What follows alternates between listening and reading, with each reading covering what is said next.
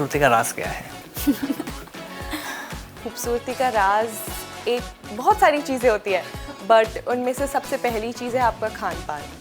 आप अगर साफ़ चीज़ें खाएंगे तो आपकी स्किन साफ़ रहेगी। 14 वर्ष की उम्र में इनफैक्ट मैंने मिस इंडिया का फॉर्म भी भर दिया था और मैंने उनको लिखा कि you will see me in 4 years। तो मैं अभी अपने 3rd ईयर में हूँ BBA LLB के, कि मुझे भी जस्टिस सिस्टम का पार्ट बनना है, क्योंकि जजेस की भी कमी है और जस्टिस की। वुमेन्स के लिए आपकी ओर से क्या मैसेज होगा? मेरी एडवाइस उनके लिए ये है कि आप सब कुछ करें और आप सोसाइटी को रॉन्ग प्रूफ करें। कैसे आप सभी, बहुत बहुत स्वागत है आप सभी का हमारे पॉडकास्ट में और मैं हूं आप सभी के साथ कंचन। तो आज का पॉडकास्ट बहुत ही इंटरेस्टिंग होने वाला है, बहुत ही ज़बरदस्त होने वाला है, क्योंकि आज के हमारे पॉडकास्ट की जो मेहमान हैं वो बहुत ही खूबसूरत हैं और बहुत ही टैलेंटेड हैं। कहते हैं कि कुछ लोग जो होते हैं वो बहुत खूबसूरत होते हैं और उनके पास समझदारी भी बहुत ज़्यादा होती है, यानी कि ब्यूटी विद ब्रेन होते हैं। और एक ऐसी ही खास मेहमान आज हमारे साथ यहाँ पर हमारे पॉडकास्ट में हैं, जो बहुत टैलेंटेड भी हैं, जिन्होंने बहुत कम उम्र में मिस टीन दीवा का खिताब अपने नाम किया और मिस यूनिवर्स इंडिया 2024 की फर्स्ट रनर अप भी रही। तो चलिए उनका स्वागत कर लेते हैं। प्रांजल, कैसी हैं आप? धन्यवाद, मैं बहुत अच्छी हूँ। आप कैसी हैं? मैं बहुत अच्छी हूँ। तो आज आपका पॉडकास्ट मैं और आमिर करने वाले हैं। बहुत सारे सवाल हैं हमारे पास, तो आप तैयार रहिएगा। हाँ जी, बिल्कुल प्रांशल, जिस तरह से देखिए महज 19 साल की उम्र आई, जब मैंने आपके बारे में पढ़ा तो महज 16 साल की उम्र में भी आप फर्स्ट रनर अप रहीं। महाराष्ट्र में आपने टीन दीवा का जो अवार्ड था वो अपने नाम किया था। उसके बाद अचानक से चीज़ें बदलती हैं, 2024 में वही चीज़ें हो जाती हैं, लेकिन इस बार मिस यूनिवर्स इंडिया 2024 की आप फर्स्ट रनर अप बन गई। कैसा लग रहा है? देश का नाम इतना ऊपर आपने कर दिया। बहुत अच्छा लग रहा है। ये एक ऐसी फीलिंग है जो शब्दों में नहीं बयां की जा सकती। मेरी जीत के पीछे बहुत सारे लोगों का हाथ था, चाहे वो मेरा परिवार हो, मेरे फ्रेंड्स हो, मेरी ट्रेनर हो, जो मेरी कोच जिसने मुझे यहाँ तक काबिल बनाया, और सभी को बहुत बहुत मैं दिल से धन्यवाद फील करती हूँ। बिल्कुल, इसी के साथ कहते हैं प्रांशल कि ये जो दौड़ थी, इस दौड़ में जब आप पहुंची, जैसा आमिर ने कहा कि बहुत कम उम्र में, जब आप 16 साल की थी तब आप मिस टीन दीवा भी बनी। तो इस दौड़ में बहुत सी मॉडल्स गई थी, बहुत खूबसूरत मॉडल्स भी थी, टैलेंटेड भी थी, लेकिन दौड़ में आप फर्स्ट रनर अप रहीं। और कहते हैं कि बहुत सारी चीज़ें हुई होंगी जब आप गई, तो कई बार लगा होगा कर पाऊंगी नहीं कर पाऊंगी, कैसी मुश्किल आएगी यार, मुझसे नहीं हो रहा है। तो मतलब ऐसी सिचुएशंस भी आई, कैसा रहा? थोड़ा सा एक्सपीरियंस शेयर करें। तो जिस सेकंड आप उनकी लोकेशन पे होटल के अंदर कदम रखते हैं, तब से लेके आखिर तक जब आप स्टेज नहीं छोड़ते हैं, आप जज होते हैं, तो उस हिसाब से आपको हर मोमेंट अपने आप को एकदम टॉप नॉच रहना पड़ता है और you have to be at your best game throughout. और हर दिन you have to show up as your best self. और जैसा आपने बोला, बहुत सारी लड़कियां आई थी, देश भर से आई थी और देश के बाहर से भी आई थी, 5 NRI कंटेस्टेंट्स। तो सब अपनी एक स्टोरी लेके आई थी, सब अपने साथ अपनी लर्निंग्स लेके आई थी, और मैं तो इतनी खुश थी क्योंकि हर एक लड़की से मुझे कुछ ना कुछ सीखने को मिला। एंड आई मस्ट से कि आज मैं जो हूँ उन सब का थोड़ा थोड़ा हाथ भी है इस चीज़ में। और बस यही सबको देख के मुझे और इंस्पिरेशन मिली। मुझे अभी भी याद है, जब भी लो फील होता था तब उन्हीं में से किसी एक सहेली से मैं बात करती थी और बस साथ में हम बैठ के एक दूसरे को मोटिवेट करते रहे थ्रू आउट द जर्नी। तो जैसा लोग कहते हैं कि पैजेंट में आके लड़कियां एक दूसरे के राइवल हो जाती हैं, ऐसा तो बिल्कुल नहीं था। और मैं बहुत लकी थी कि मुझे ऐसी लड़कियां मिली जो बहुत प्यारी थी और एक दूसरे को पूरे टाइम उन्होंने बढ़ावा दिया और एक दूसरे को मोटिवेट किया, एक दूसरे को इंस्पायर किया। तो बस उसी के चलते चलते फिर कंपटीशन भी चलते जा रहा था और मैं बस कोशिश कर रही थी कि मैं अपना बेस्ट रहूं और मैं अपना बेस्ट परफॉर्मेंस करूं।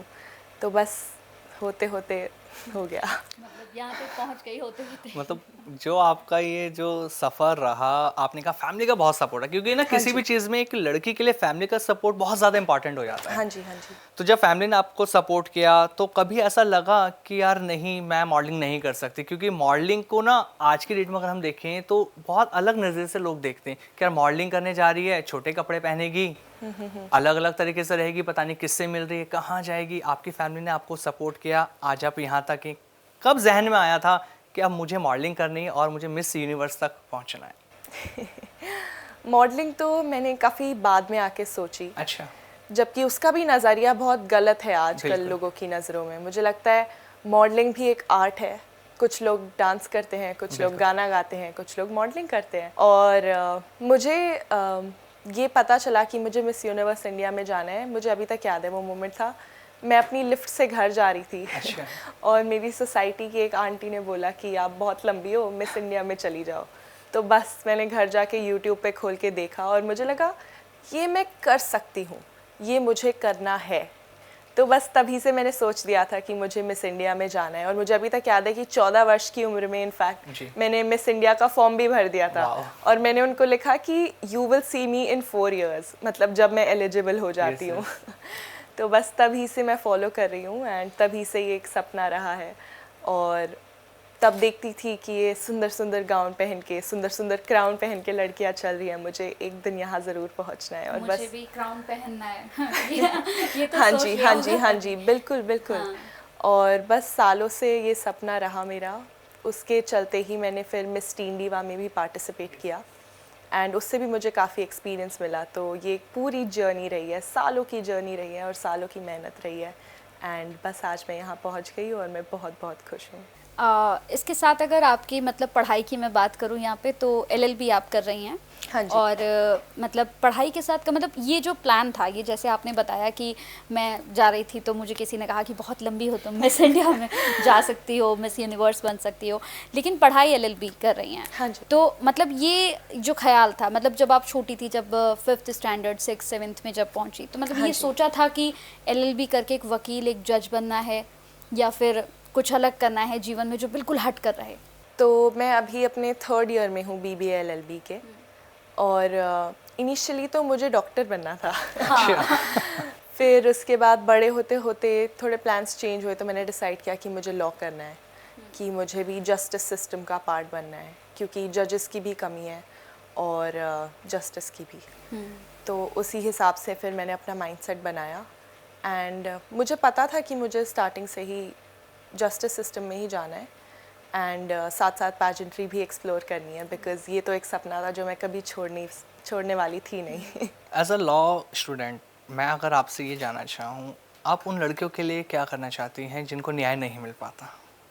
क्या बदलाव चाहती हैं कि हाँ, जब आप जज बनेंगी तो आप जो हमारी न्याय प्रणाली, उसमें क्या बदलाव आप चाहती हैं? आई थिंक सबसे पहले तो ऐसा कहा जाता है, justice delayed is justice denied. Yes.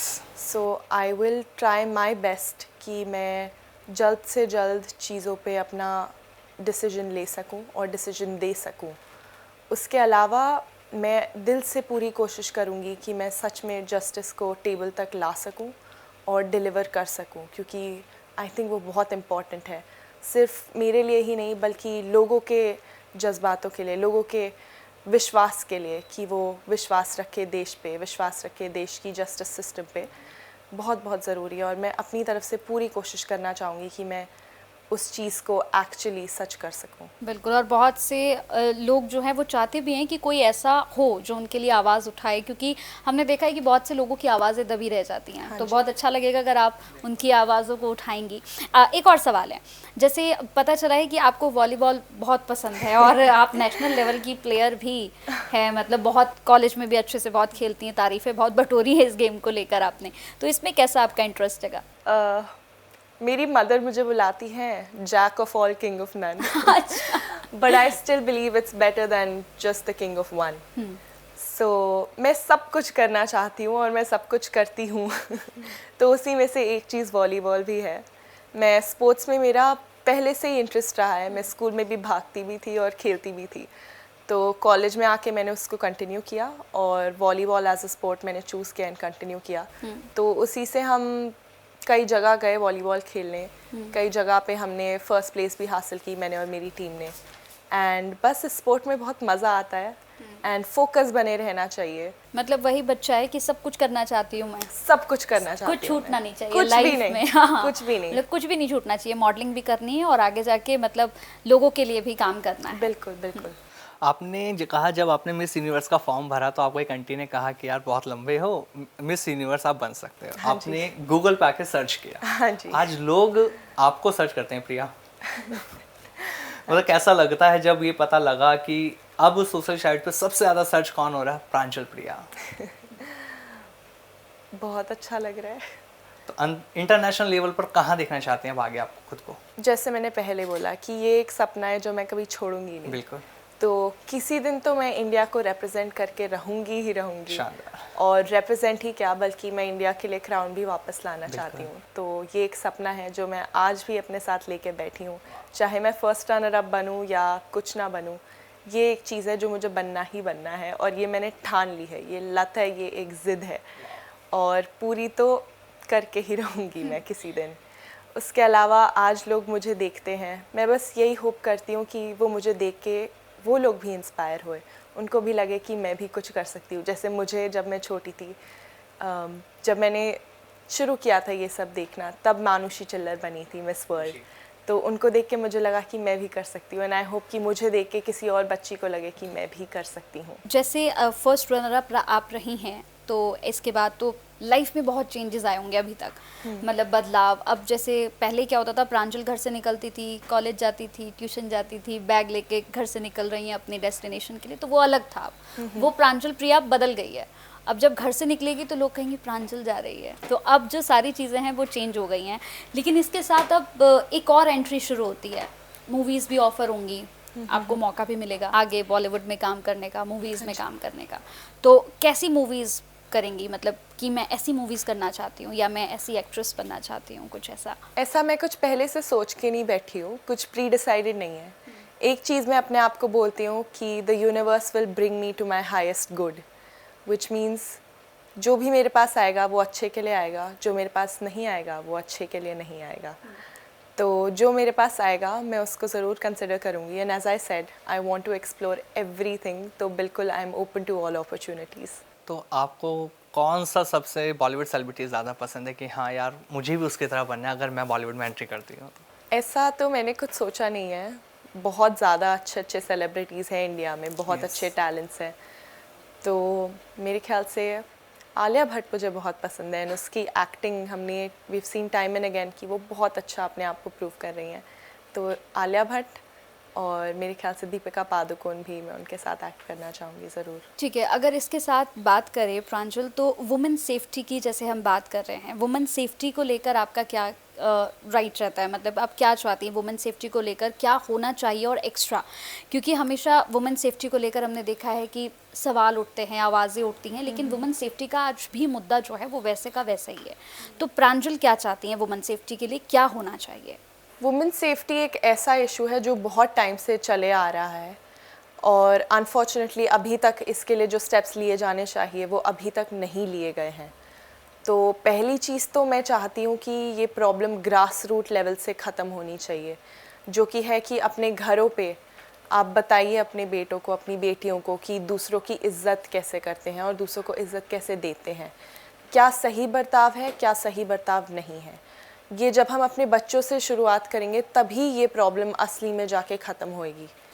And दूसरी चीज़ ये है कि आज इतनी जो आवाज़ें उठ रही हैं, इतना जो रिवोल्ट हो रहा है, उन आवाज़ों को दबाना नहीं जाना चाहिए, बल्कि उन आवाज़ों के लिए एक स्टेप लिया जाना चाहिए, एक एग्ज़ाम्पल सेट किया जाना चाहिए कि अगर कुछ होता है तो उसके लिए जस्टिस सिस्टम तुम्हारे लिए स्टैंड करेगा, जो कि आज नहीं हो रहा है। तो ऐसी मतलब आप जैसे कि प्रेरणा के तौर पर ही हैं। हाँ जी। क्योंकि आपका जितना देखा कि आपने कहा कि करना सब कुछ है, ऐसा नहीं है कि लड़की हूँ तो मैं कुछ कर नहीं सकती। हाँ जी, सब हाँ कुछ जी। करना चाहिए। हाँ जी। और आप कर भी रही हैं, आपने सभी चीज़ें अपनी लाइफ में अभी तक जो है सब किया है।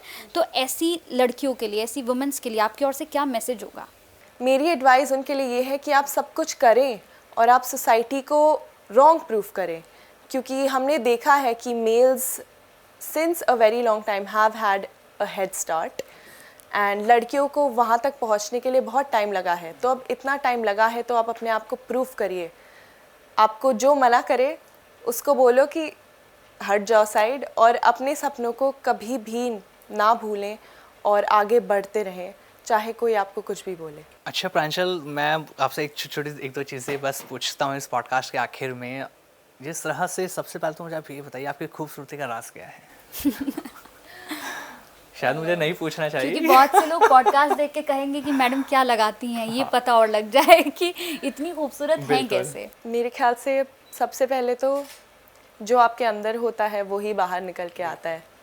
तो खूबसूरती का राज एक बहुत सारी चीज़ें होती है, बट उनमें से सबसे पहली चीज़ है आपका खान पान। आप अगर साफ़ चीज़ें खाएंगे तो आपकी स्किन साफ़ रहेगी, एंड अगर आप प्रोसेस्ड फूड्स खाएंगे तो फिर वो आपकी स्किन पे रिफ्लेक्ट करता है। दूसरी चीज़ है सोने का time. Make sure that you get your beauty sleep. And फिर उसके बाद बहुत सारे स्किन केयर की चीज़ें आती हैं Yes, जो मैं भी यूज़ करती हूँ। आजकल राइस बहुत ट्रेंड हो रहा है, तो मैंने भी राइस के कुछ प्रोडक्ट्स खरीदे हैं।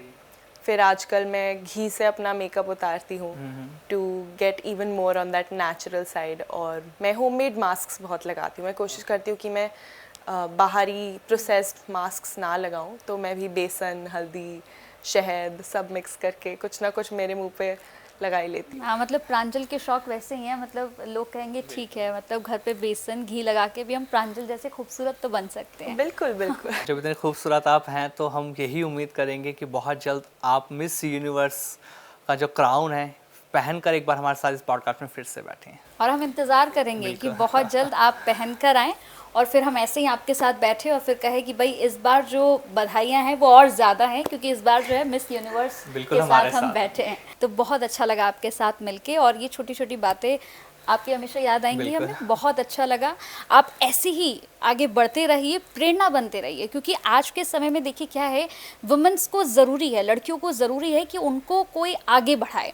क्योंकि हम कितना भी कह लेना कि हम आगे बढ़ रहे हैं, हम बहुत आसमान की ऊंचाइयों को छू रहे हैं, लेकिन कुछ लोग आज भी ऐसे रहते हैं जो वुमेन्स को पीछे करते हैं, जो कहते हैं तुमसे नहीं हो पाएगा, तुम रहने दो। तो मैं चाहूँगी कि ऐसे लोगों के लिए आप प्रेरणा बने, और जब अब प्रांजल, जो नई प्रांजल है, निकल कर जब बाहर जाएगी तो वो लड़कियों के लिए एक मिसाल बने कि नहीं, मैं कर सकती हूँ तो तुम भी कर सकती हो। बिल्कुल बिल्कुल, मैं भी बस यही होप करती हूँ। ये भी मेरा एक बहुत बड़ा सपना है कि बस मैं प्रेरणा बन सकूँ, इससे बढ़िया कुछ नहीं हो सकता। Thanks for coming, thank you so much Thank you प्रांजल इस so much for पॉडकास्ट में आने having के लिए। me. बहुत बहुत शुक्रिया Thank आपका, you. Thank you. Thank you. तो हमारे साथ यहाँ पर मिस यूनिवर्स 2024 की फर्स्ट रनर अप प्रांजल प्रिया रही। आपने देखा प्रांजल ने कैसे अपनी शुरुआत करी। महज बहुत छोटी सी उम्र में प्रांजल ने अपनी ज़िंदगी की शुरुआत कर दी थी, और आज सभी के लिए वो प्रेरणा है। तो बहुत अच्छा लगा प्रांजल से मिलके, और प्रांजल की तमाम बातों को सुनकर ऐसा लगा कि सिर्फ ये पॉडकास्ट हम नहीं, आपको देखना है और बहुत कुछ आपको प्रांजल से सीखना है।